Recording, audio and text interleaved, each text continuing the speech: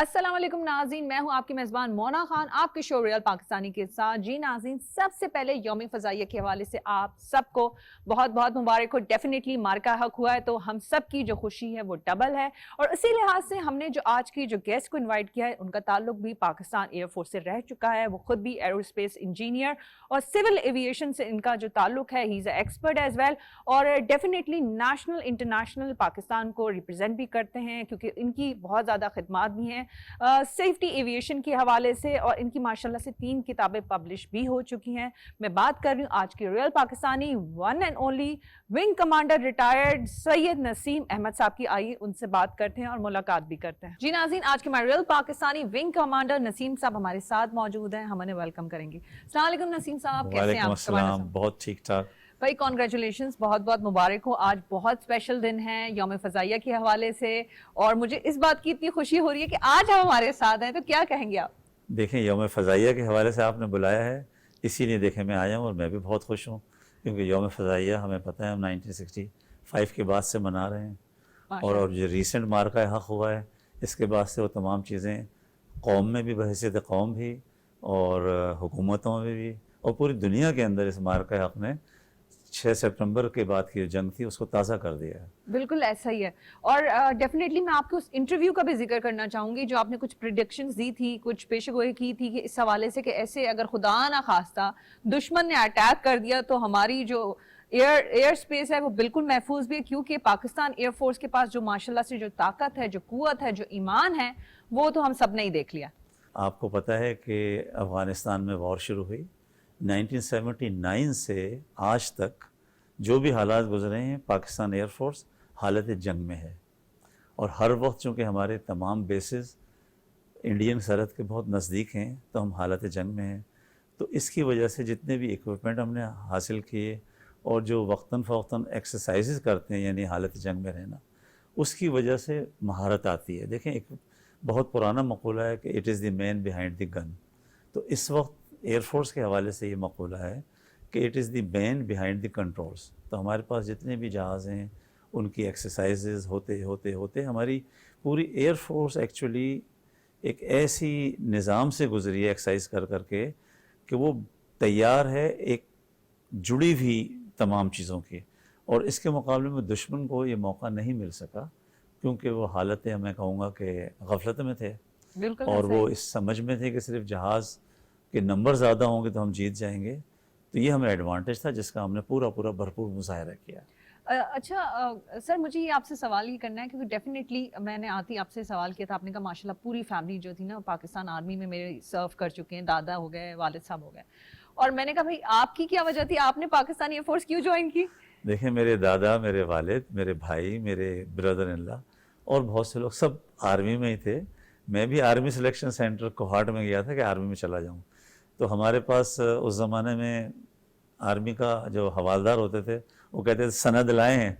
ہم تو حیدرآباد سے تھے، پتہ نہیں سند ہوتی کیا ہے، ہم تو ہائر سیکنڈری اسکول سرٹیفکیٹ جانتے تھے، ہم لے کر نہیں گئے تھے، تو انہوں نے ہمیں امتحان میں بیٹھنے سے ہی انکار کر دیا۔ تو تھوڑے دن بعد ایئر فورس کی کال آ گئی تو ہم ایئر فورس میں سلیکٹ ہو گئے۔ کیا بات ہے! پھر اس میں کیا فیلنگس تھی؟ Definitely everyone loose Pakistani air force, اور دنیا نے دیکھ لیا، دنیا خود بھی مانتی ہے پاکستانی ایئر فورس کو، تو آپ کی اس وقت کیا فیلنگس تھی؟ کیونکہ ہمیں خود بھی ایکسائٹمنٹ ہوتی ہے جب بھی ہم کسی بھی فوج کے، مطلب چاہے وہ آرمی ہو، ایئر فورس سے تعلق ہو، وی لو آور فورسز، تو آپ کی کیا اس وقت تاثرات؟ دیکھیں، میں نے ابھی امریکہ میں بہت لمبا انٹرویو دیا تھا جب مجھے انہوں نے یہ ایوارڈ دیا، جیری ریڈر ایوارڈ، ٹھیک ہے، یہ ورلڈ کا ہائیسٹ ایوارڈ ہے، مجھے نہیں پتا تھا کہ مجھے ملے گا، 2 سال پرانی بات ہے۔ ہر سال میں جاتا ہوں وہاں، میری بیوی بھی جاتی ہیں، اس سال نہ مسز گئی تھیں اور انہوں نے اناؤنس کر دیا، تو وہاں تقریباً میں نے یہی کہا تھا کہ دیکھیں، ہم لوگ تقدیر پہ بہت ہمارا ایمان ہے، ایسا ہی ہے، لیکن ایٹ دی سیم ٹائم ہم عمل پر بھی ایمان رکھنا چاہیے، اس سے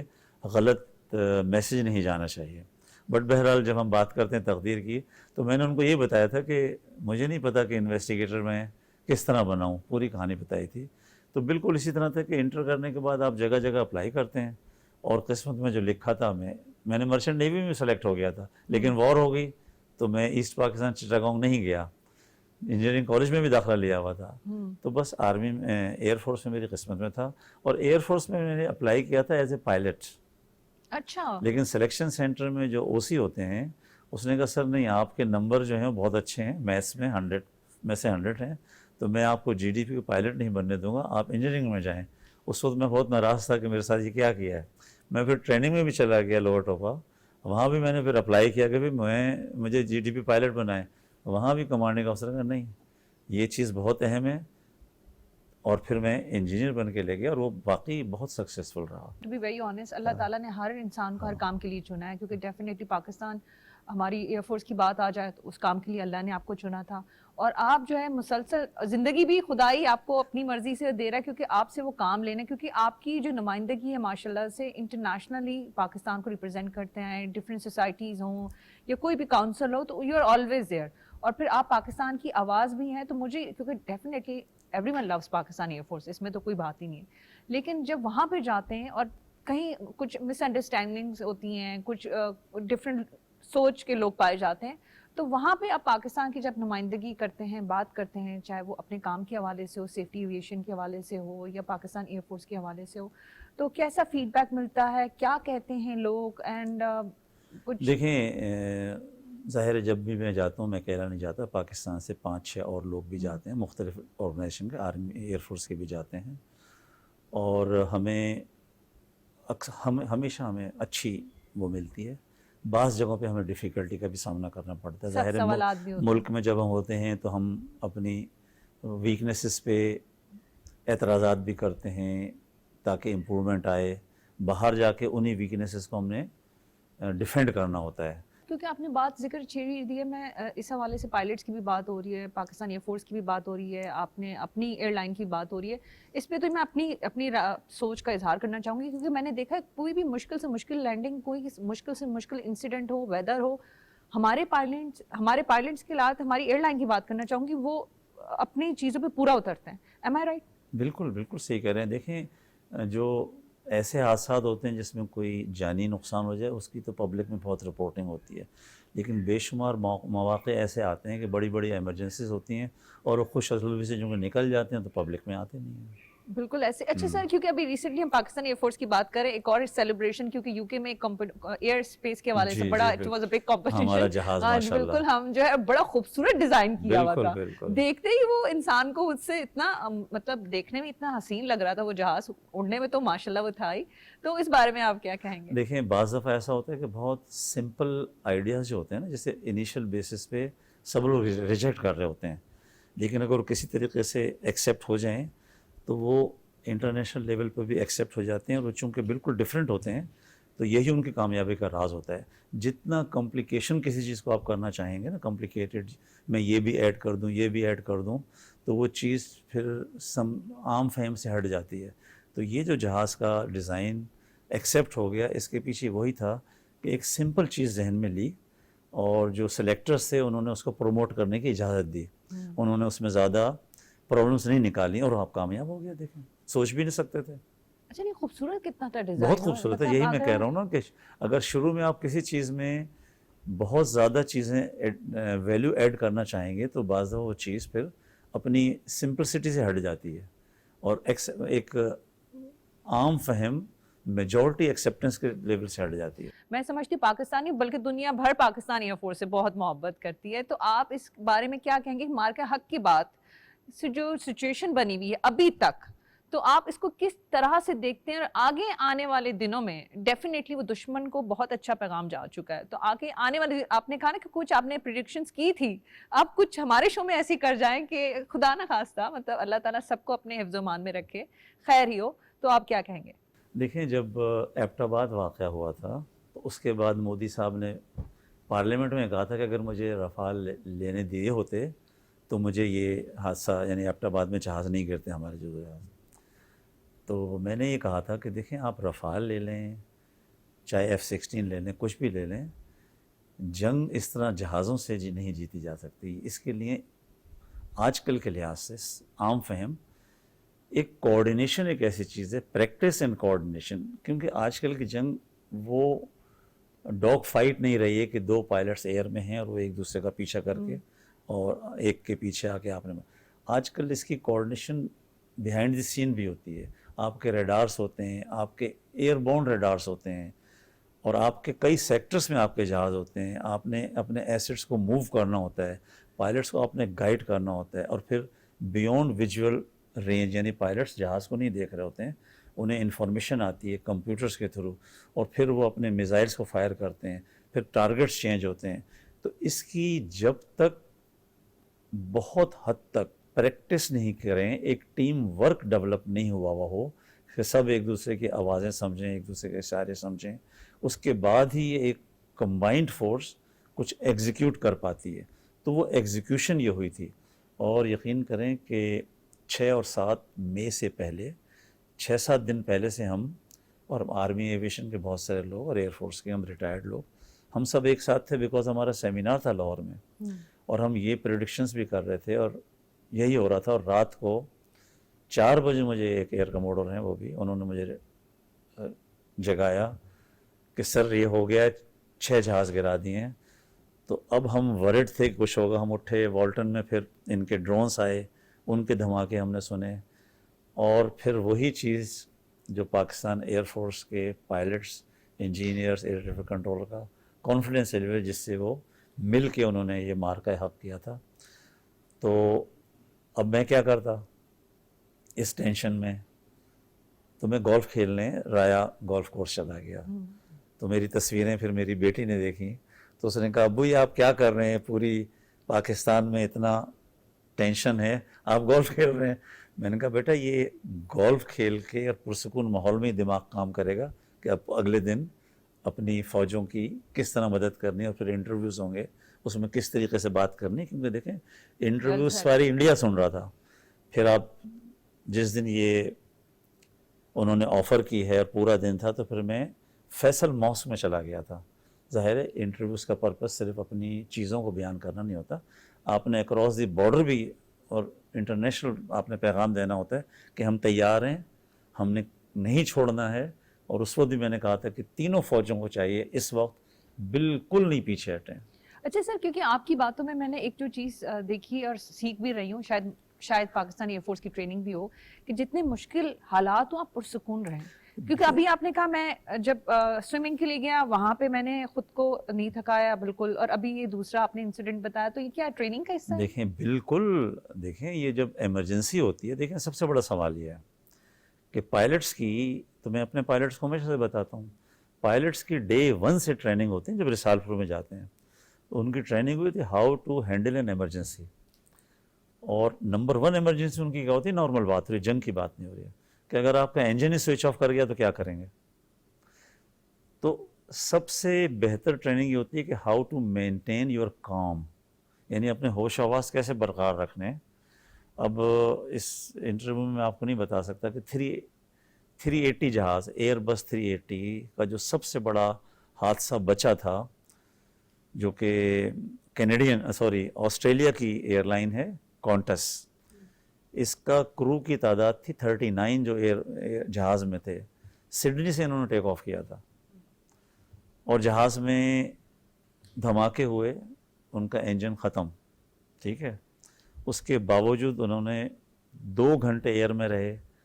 ایئر بس کے شیئرز ڈاؤن ہو گئے کیونکہ پارٹس گر رہے تھے, پارٹس ہوا میں گر رہے تھے. انڈونیشیا میں ایک اسکول پہ پارٹس گرے تھے, لوگ زخمی ہوتے, اور پوری ایویشن انڈسٹری حیران تھی کہ وہ عملہ اس جہاز کو 2 گھنٹے کے بعد, سارے سسٹمز کی وارننگ لائٹس آ رہی تھیں, انہوں نے سیفلی واپس سنگاپور میں لینڈ کیا. پھر اس نے ایک کتاب لکھی, اور وہ کتاب اپنے سگنیچر سے مجھے اس نے آسٹریلیا میں دی. اس میں اس نے یہی بتایا تھا کہ اصل چیز کیا ہے, ہم نے کام برقرار رکھنا ہے, موڈ برقرار رکھنا ہے. ایمرجنسی ہے 2 گھنٹے کی. سر مجھے یہ بتائیں کہ ماشاءاللہ سے ہماری پاکستان کی چائے بھی اب بہت مشہور ہو چکی ہے. جی بالکل, فینٹاسٹک ٹی کے حوالے سے آپ کیا کہیں گے؟ بھی دیکھیں اس دفعہ موقع ملتا, اگر مل جاتے ہم انہیں پھر پلاتے, لیکن مسئلہ ہے کہ سارے کے سارے, دیکھیں یہ بھی ایک بہت ہی, اس کو کہتے ہیں اسٹریٹجک ڈیسیجن. دیکھیں یہ جو واقعہ, یہ مارکہ حق ہوا ہے, 3 دن پہلے سے یہ انڈیا کے بھی اتنے ہی جہاز اڑ رہے تھے, ہمارے بھی اڑ رہے تھے, لیکن ایکشن لینا تھا ایسا کہ ہم ان کے بارڈرز کراس نہیں کریں. کیونکہ دیکھیں جب بھی ٹینشنز ہوتی ہیں تو پھر بھی ہوتا ہے کہ ایگریسر کون ہے. ہم نے یہ بھی پروو کرنا تھا ہم وائلیشن نہیں ہونی چاہیے, ہم ایگریسر نہیں ہیں, ہم نے وار شروع نہیں کی, ہم پہ حملہ کیا گیا ہے. تو ہماری یہی مہارت تھی کہ دیکھیں سارے جہاز ہم نے ان کے ٹیریٹری میں گرائے گئے، ٹھیک ہے، اور ہمارا کوئی جہاز وائلیشن نہیں کی. اگر دو بدو جنگ ہوتی تو پھر چائے تو بالکل پلائی جاتی، بالکل، اور میں نے انٹرویو میں کہا تھا کہ اس سے اچھی چائے پلائیں گے.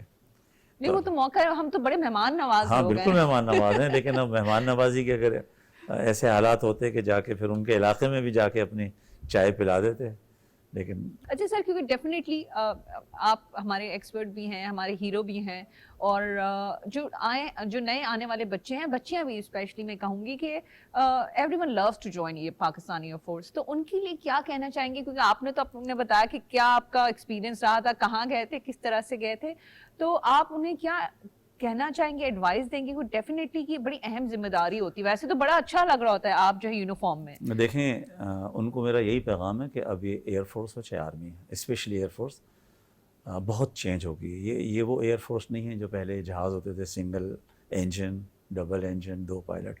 اب یہ بہت کمپلیکیٹڈ وار ہے، تو اس کے لیے آپ کو اگر ایئر فورس جوائن کرنی ہے تو آپ کو بہت اچھی ٹیکنیکل نالج اپنی امپروو کرنی رائٹ فرام بگننگ، اور جس کو ہم آئی ٹی کہتے ہیں، اور اس کو سمجھنا چاہیے. فزیکل فٹنس آپ نے لینی چاہیے، اور پھر وہی کام اینڈ اپنی پرسنالٹی کو ڈیولپ کرنا چاہیے رائٹ فرام دی بگننگ. دیکھیں جو برین ڈیسیجن لیتا ہے نا، یہ اچانک نہیں لے لیتا اچھا ڈیسیجن.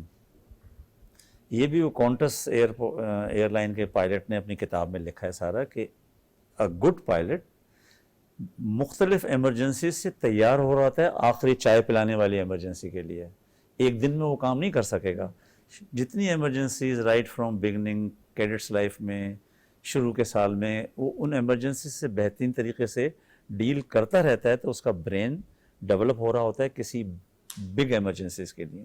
تو یہ جو بڑے بڑے ہیروز کا ہم ذکر کرتے ہیں، پاکستانی ہوں چاہے آسٹریلینس ہوں، ان کی لائف میں بھی آپ دیکھیں گے کہ ہر اسٹیج پہ ایمرجنسیز آتی رہی ہیں، وہ ان سے خوش اسلوبی سے نکلتے رہے ہیں، اور الٹیمیٹلی انہوں نے میجر ایمرجنسیز کو ہینڈل کیا ہے، اور پھر فینٹاسٹک ٹی کو بھی انہوں نے کنٹرول کیا. اچھا ویسے تو سر اب تو چائے فنٹاسٹک ٹی کے نام سے دنیا بھر میں مشہور ہو چکی ہے. سر کیونکہ ڈیفینیٹلی اپنے غازی اور شہیدوں کا بھی ذکر کرنا چاہوں گی میں، ایم عالم صاحب کا، کیونکہ ڈیفینیٹلی بڑے انہوں نے جس طرح سے جو دشمن کے جہاز گرائے تھے وہ تو بہت بڑی بات ہے. پھر اپنے شہید راشد منان صاحب کے، کیونکہ ڈیفینیٹلی وہ بھی ہم ہمیشہ یاد رکھتے ہیں. تو آپ کیا کہیں گے؟ اگر آپ راشد منہاس کی بات کریں تو سب سے چیز یہ اہم آتی ہے کہ کتنی معصوم سی عمر تھی اس کی، ٹھیک ہے نا، نہ کوئی جنگ کا تجربہ تھا، لیکن وہ یہ بھانپ گیا تھا کہ یہ جو مشن ہے یہ مشن ملک کے خلاف ہے. اور جو انفارمیشن ہم تک ملی کہ اس کا انسٹرکٹر تھا وہ، اب اس ماحول میں اس کا وہ ڈیسیجن لیا جانا یہ ظاہر کرتا ہے اس کی حب الوطنی، اس کی ذہنی ڈیسیجن میکنگ. تو اس کی جتنی تعریف کی جائے کم ہے. ظاہر ہے اس ماحول کو آپ دیکھیں، وہ ماحول آج کا ماحول نہیں تھا، آئی ٹی نہیں تھی، کمپیوٹرز نہیں تھے، پھر بھی اس نے سب کچھ سمجھ کے اینٹیسپیٹ کر کے وہ ڈیسیجن لیا جس پہ آج تک ہم اس کی تعریف کرتے ہیں. جنگ کا تصور آتا ہے، مارکا حق کو اگر دیکھیں تو مختصر تھی، مختلف مطلب چند دنوں میں اس کو نپٹا دیا گیا ہے، اور بڑا واضح بھی ہو گیا کون جیتا ہے. تو مجھے یہ جاننا ہے کہ کیا کبھی، کیونکہ آپ اتنا ایکسپیرینس رکھتے ہیں، جب بھی خدا نخواستہ کوئی جنگ کی بات ہوتی ہے، کوئی شروعات ہوتی ہے، بہت لمبے عرصے تک جاتی ہے. اب کیونکہ وہ والی جنگیں اب ہو نہیں سکتی ہے، آپ کو پتہ ہے سچویشن نہیں چینج. دیکھیں تو کچھ دن میں یہ فیصلہ ہو جانا، یہ تو کوئی میں سمجھتی ہوں معجزہ ہی تھا. نہیں، یہ تو کچھ دن نہیں، یہ تو ہم نے یوں سمجھیں کہ 6 اور 7 کی رات کو یہ باور کرا دیا کہ انڈیا سمجھ گیا تھا کہ دیکھیں ایئر فورس کا مقابلہ نہیں کر سکتے، اور اگر ایک کھل کے جنگ ہوئی تو ہمارے سارے ایسٹس. اور پھر آرمی نے کلیئرلی بتا دیا، عاصم منیر صاحب نے، کہ کوئی جگہ محفوظ نہیں رہے گی. ظاہر جنگ ہوتی ہے تو نقصانات تو دونوں طرف کے ہوتے تھے، لیکن کسی قسم کی انہوں نے، جو کہ میں نے اپنے انٹرویو میں کہا تھا کہ دیکھیں کسی قسم کا شک و شبہ نہ رہنے دیں کہ ہم کس حد تک جائیں گے. اسی کانفیڈنس نے آل آؤٹ ایک دھمکی کہہ لیں آپ اسے، یا پوسچر کہہ لیں، کہ وہ جنگ بندی پہ مجبور ہو گئے. لیکن میں ساتھ میں ایک چیز اور بہت اہم بتانا چاہوں گا، ہماری ینگ جنریشن، جنگ تو تھی، مطلب جنگ کا جنگ ہی ہوئی تھی، جنگ ہو چکی تھی، اور یہ ایک ایسی تاریخی جنگ تھی جو کچھ گھنٹوں میں، آپ نے مجھے صحیح کر دیا، کچھ دن نہیں، کچھ گھنٹوں میں ہی پتہ چل گیا، اس کا فیصلہ ہو گیا تھا. چاہے 2-3 دن حالت جنگ رہتی، لیکن فیصلہ انڈیا نے کر لیا تھا کہ ہم نے جنگ نہیں کرنی. تو وہ ہار چکے تھے، ہاں مطلب وہ بالکل، جان اس میں چکے. تو کوئی ڈاؤٹ ہی نہیں ہے. تو دیکھیں انٹرنیشنل آبزرورس بھی یہ بات کر رہے ہیں نا، شروع کے 10-15 دن میں جتنے بیانات آئے تھے اس میں بہت واضح تو ہو گیا اس طرح میں نہیں سمجھتی، کیونکہ اب جتنی ہماری ایج ہے، ایکسپیرینس ہے، کہ کبھی اس طرح سے نہیں ہوا ہے کہ اتنے مختلف چند گھنٹوں میں ہاں ایک تو یہ دوسرا آپ میں کا نے دشمن جو پہلے ہے ہی وہ بتایا نا، سرنڈر کر یہ لے. اسی لیے ہو گیا. دیکھیں پاکستان کی 48 کی وار ہوئی، اس میں تو ایئر پاور تھی نہیں. 65 کی وار ہوئی، اس میں 17 دن کی جنگ ہوئی. پھر 71 میں سچویشن بہت ڈفرینٹ تھی. اس کے بعد پھر چھوٹے موٹے مارکے ہوتے رہے. اب یہ جو فاسٹ ختم ہوئی جنگ، اس کی وجہ یہ تھی کہ ہم پچھلے 20-25 بلکہ زیادہ سال سے حالت جنگ میں تھے. 79 سے ہم حالت جنگ میں تھے، تو اس کا ہمیں بھرپور فائدہ ملا. انڈیا اس کے لیے تیار نہیں تھا. لیکن جو بات میں کہہ رہا تھا، بیچ میں انٹرپشن ہو گئی، وہ یہ کہ دیکھیں جنگ خاص طور پہ ساؤتھ ایشیا، انڈیا پاکستان، ان کے مفاد میں نہیں ہے. ٹھیک ہے. اور بے شک یہ یوم فضائیہ کے حوالے سے چاہے ریلیونٹ نہ ہو، بٹ مستقبل کے لحاظ سے یہ بہت ریلیونٹ بات میں کر رہا ہوں. کوئی ایسا طریقہ ڈھونڈنا چاہیے جیسے کینیڈا اینڈ امریکہ، وہ اس سے ہماری اب آپ سوچیں کہ انڈیا پاکستان، سری لنکا، افغانستان، یہ ایک ملک ہیں، تو کتنا مضبوط اور کتنا اسٹرانگ ملک ہیں یہ. ڈیفینیٹلی سر، آپ نے کہا کہ ڈپلومیٹک ٹائز اسٹرانگ ہونے چاہیے، بالکل. کمیونیکیشن ہونی چاہیے، بات چیت ہونی چاہیے. وقت حالات بدل رہے ہیں، اب لیکن جنگیں افورڈ نہیں کی جا لیکن اس کا سکتی. پرپس کیا ہونا چاہیے؟ پرپس یہی ہے کہ کسی طریقے سے اچھے تعلقات قائم ہوں، دونوں ممالک کے لیے ویزا اچھا. ریسٹرکشنز ختم ہوں. تو یہ دنیا کی سب سے بڑی طاقت ہے. بالکل ایسا ہی ہے. تو میں چاہوں گی سر ہمارے دیکھنے والوں کے لیے کیا پیغام دینا چاہیں گے ویورز کے لیے؟ Definitely everyone loose Pakistani. ہاں دیکھیں، دو ہی پیغام ہیں کہ دنیا میں امن جو ہے وہ جنگ کی تیاری سے انشور ہوتا ہے. جو ملک جنگ کے لیے تیار نہیں ہے وہ امن کو انشور نہیں کر سکتا. تو ہمیں جنگ کے لیے ہر وقت تیار رہنا چاہیے، اس کے لیے ہمیں قربانی دینی چاہیے. لیکن مضبوط پوزیشن میں آنے کے بعد، جیسے چائنا کے پریزیڈنٹ نے بھی کہا، کہ پھر ہمیں امن کی طرف بہت ہی سیریس کوشش کرنی چاہیے، کیونکہ امن برقرار رہے گا تو ملک میں ترقی ہوگی. Thank you so very much, بہت شکریہ سر.